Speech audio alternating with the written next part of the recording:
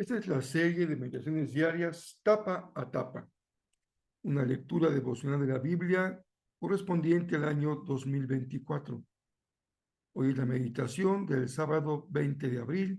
Yo soy el pastor Rafael Pola y me da mucho gusto que podamos compartir una vez más, un día más, nuestra lectura de la palabra de Dios.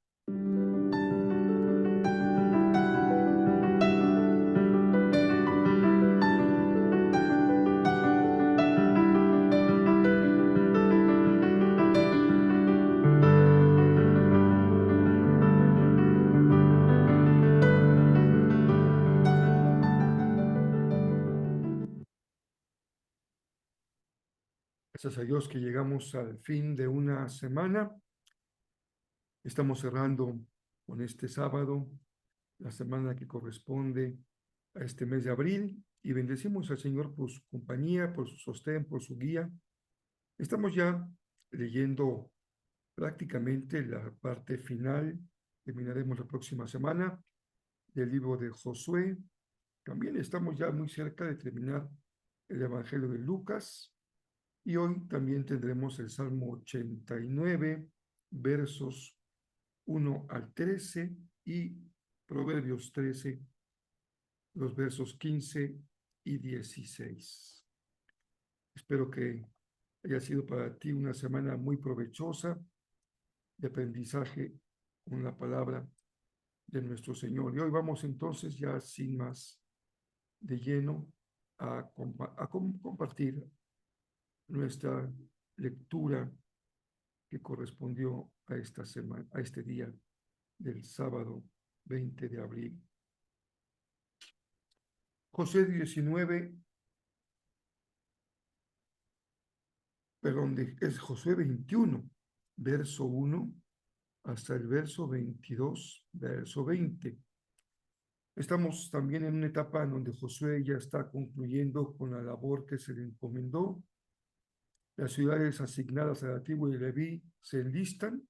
En total les corresponden 48 ciudades en las diferentes regiones de las tribus de Israel. Recuerda que Leví como tribu no le toca un territorio, sino le tocan algunas ciudades que las diferentes tribus les asignan porque ellos se dedican al tabernáculo, al sacerdocio. Así que entre las tribus se apartaron 48 ciudades con sus respectivos pastizales para que los animales de los sacerdotes tuviesen también alimento. Y ahí termina la repartición de la tierra. Y dice el pasaje de Josué, vale la pena subrayarlo, ni una sola de las promesas del Señor quedó sin cumplirse. Se dice rápido, pero es toda una etapa que se cierra con esta repartición de la tierra. Se acabó el tiempo de la opresión en Egipto, se termina la época de peregrinación en el desierto, la conquista de la tierra, su repartición y entrará Israel en otra etapa. Y las dos tribus y media que tenían tierra del otro lado del Jordán, cumple su tarea, han acompañado a las otras tribus en sus luchas de conquista y ya es el momento de que regresen ellos también a su propia tierra, pero siempre algo sucede y esta no es la excepción. Ellos, como una señal de gratitud a Dios, de alabanza, antes de cruzar el Jordán, levantan un altar y esto origina lo que puede ser, y aquí nos quedaremos, un conflicto con las otras tribus. ¿Por qué? Porque había un solo lugar legítimo para la adoración. Recuerden que se levantó en Silo. Ahí se levantó el tabernáculo y el lugar de adoración, así que las tribus no podían levantar otros lugares legítimos de adoración. Y aquí nos quedamos con el verso 20, llama el próximo lunes 22, veremos qué fue lo que pasó. Nos corresponderá esto a la lectura de mañana domingo y veremos cómo se resuelve este conflicto con esas dos tribus y media, Rubén, Gad y la mitad de Manasés. Vale la pena un comentario más. Es característico de muchas personas, culturas, pueblos, el que las cosas se queden a mitad del camino. A veces tenemos mucho entusiasmo y empezamos algo, pero no nos detenemos a pensar si nos alcanzará el recurso para concluir. Jesús dijo que esto era sabio. Antes de empezar a construir una torre, debemos ver si nos alcanza para concluirla. Así que no está por demás observar cómo esta gran epopeya llega a su final. Lo que han empezado, terminan, y las promesas que el Señor les dio también se cumplen sin excepción. Decíamos que en este doble enfoque que dimos en la semana, hablando algunos días de la interioridad y otros días del carácter, es muy importante en el carácter poder terminar lo que se empieza. A veces no está en nuestras manos. Nos ha pasado, a mí me ha pasado que hay cosas que he tenido que reconocer que no es el momento de terminarlas en ese momento. Tal vez hubiera sido más sensato no empezarlas, pero también es una bendición cuando lo que se empieza, por alguna razón, con un deseo en el corazón, siguiendo una promesa, una encomienda, podemos cerrar una etapa y terminarlas. Pero no debemos dejar las etapas sin cerrar. A veces, incluso, si no se puede terminar, sí es importante llegar a un momento en que se cierra esa etapa, se puede hacer una evaluación, incluso se puede modificar la meta, se pueden tomar decisiones respecto a lo que viene por delante, pero ese cerrar etapas, cerrar puertas, cerrar ventanas, estar listo para una evaluación, para poder considerar aciertos y errores y definir lo que viene por delante. Más cuando uno llega a una etapa en su vida, cuando lo que viene por delante ya es, como alguien decía, escuchaba yo en la semana, tengo ya mucha juventud acumulada y lo que viene por delante ya es menos. Entonces, es bueno considerar lo que nos falta todavía y para qué nos alcanza en la vida, para que no dejemos cosas sin terminar. Además, también ha sido una gran lección el hecho de que el Señor dispuso que había que pasar la estafeta y Moisés se la pasó a Josué. También en la vida es importante considerar quién será el que va a continuar lo que se empezó. Porque el horizonte de la vida a veces nos da proyectos que nos trascienden generacionalmente. Son proyectos que pueden cruzar una generación y otra y otra. Así es la obra de Dios.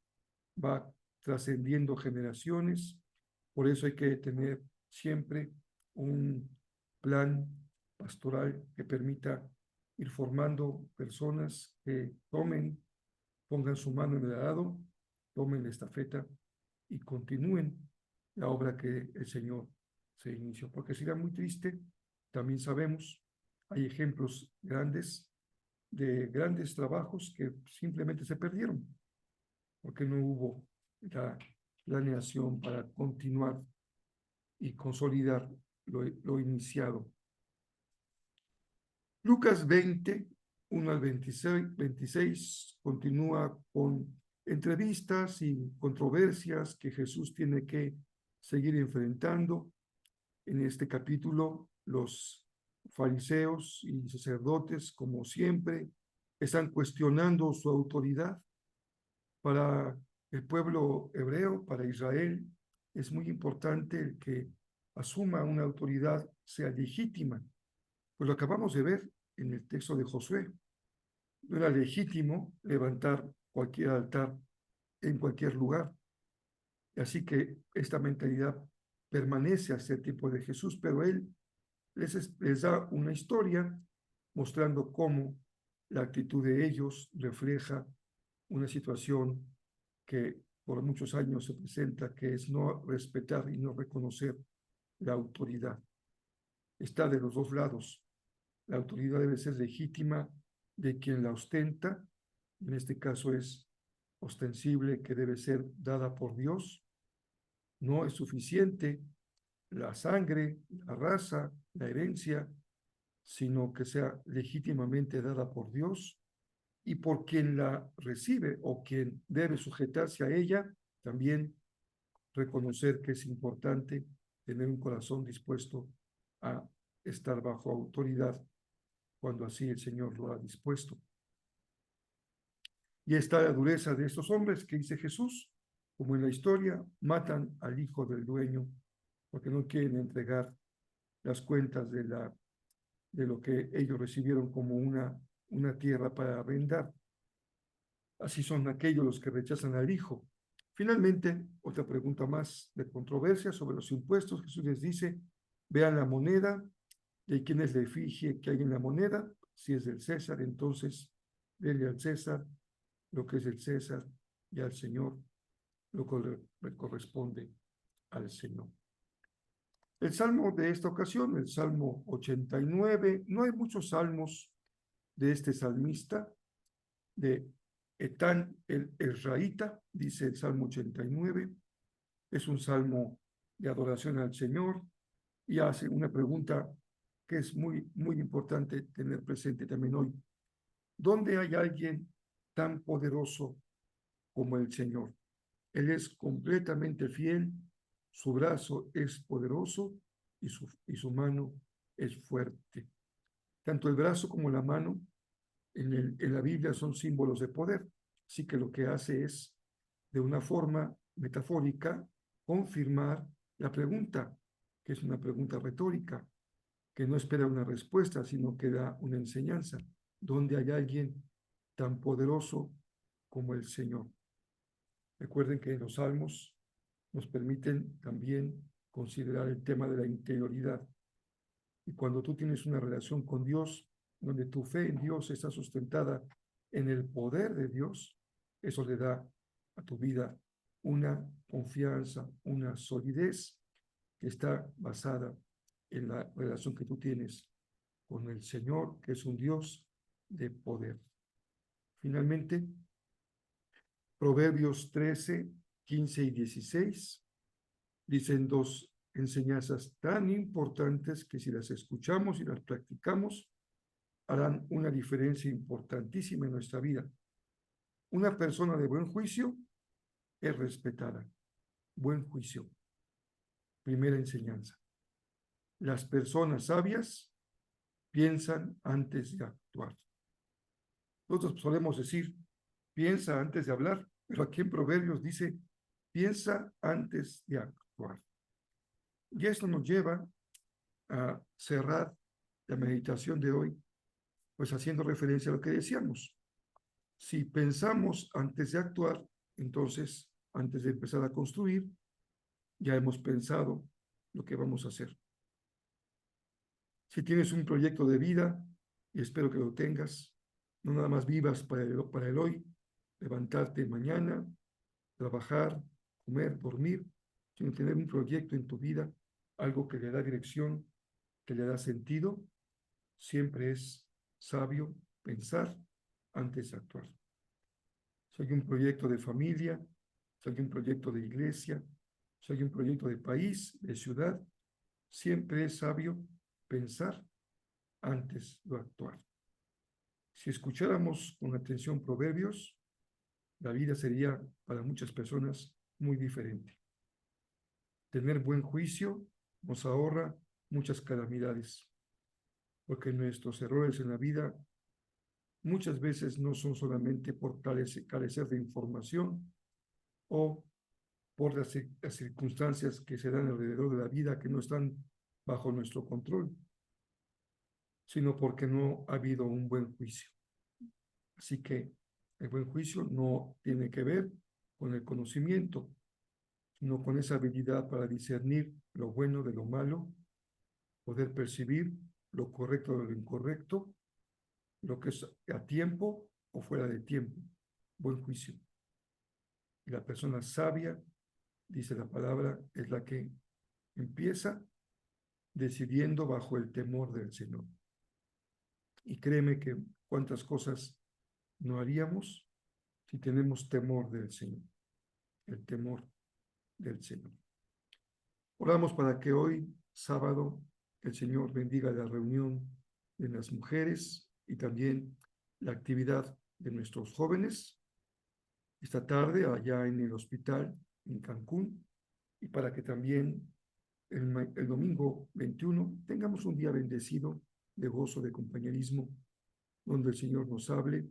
Nuestra serie de los salmos tiene que ver con esa parte tan importante de la vida que son nuestras emociones, nuestra afectividad.